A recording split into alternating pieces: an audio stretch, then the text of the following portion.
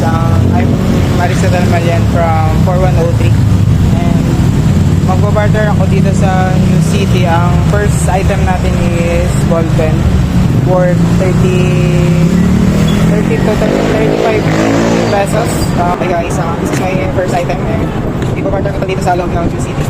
Let's go! Guys, may nakita ko isa dito. Tatry kong tanungin kung makikipag-barter siya sa ball pen. Hello po. Miss po kayo? Eh, kuya, may ina-antay lang kasi ako. Saglit lang po ito, wala po 5 minutes. Ano ba po yun? Makikipag-barter lang po para sa project. Yung, kahit ano lang po nasa bag niyo or something na pwede niyo pong ipalit dito sa ball pen. Ano kuya, palit tayo ng gamit? Apo. Kung ayos lang po. Wala kasi ang gamit ko ito kuya eh. Wait lang. Ano kuya, dito tayo mo kailan? Sige po, ayos lang po. Pero po ball pen. Eh, pamatingan ko lang naman sa gamit. Sige po, thank you po. Salamat. Guys, napalit natin ang ball pen. Hindi ko lang alam kung ilang word na ba. Hello guys, nandito ako sa second floor and itatry ko kung mapapatama pa itong gunting na na-trade sa akin ng student na pinagtanong ko kanina sa first floor. Ang tinrade sa akin is gunting. Tingnan ko kung may ma-trade ko sa akin na mas valuable dito. And maghanap muna ako dito sa second floor kung may makahanap pa ako dito. Let's go. Ang base may nakita ko dito sa second floor. Nakatambay, hindi ko lang alam kung available siyang isama sa video. Pero itatry ko kung pwede ba. Pumunta ko. Ito po natin.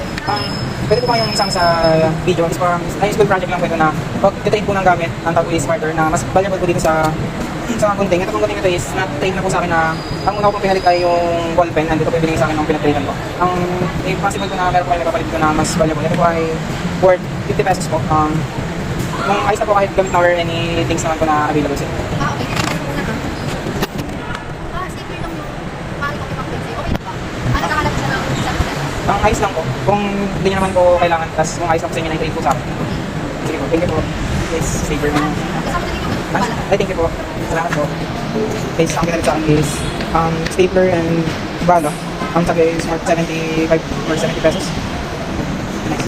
Hello guys, ito yung pangalawang trade sa akin na bagay, which is yung stapler. Ito try natin na ipalit ito dito sa loob ng GCH. Let's go.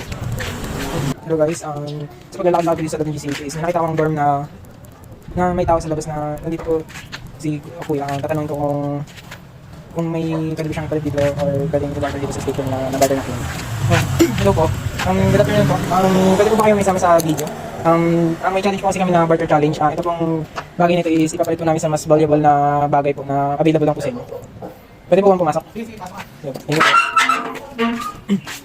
Ito po ay stapler yung kanina po ito ay ball pen lang tapos naging gunting po and naging stapler po. Ito po ay nagkakalagang 70 pesos po. Kung possible po na may papalit po kayo na mas mahal po dito sa 70 pesos na stapler po. At teka lang, parang may nabili akong cup na hindi ko naman nagagamit dito eh. Wait lang, titignan ko. Sige po, tingin po.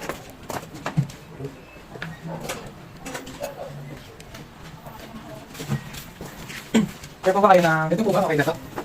Pwede naman po. Yung sure po ba kayo na ipapalit niya dito sa stapler? Sige, hindi ko naman to nagagamit na eh. At marami naman kasi dito sa bahay. Sige po, thank you po. Ito po yung stapler na... Okay po, salamat po.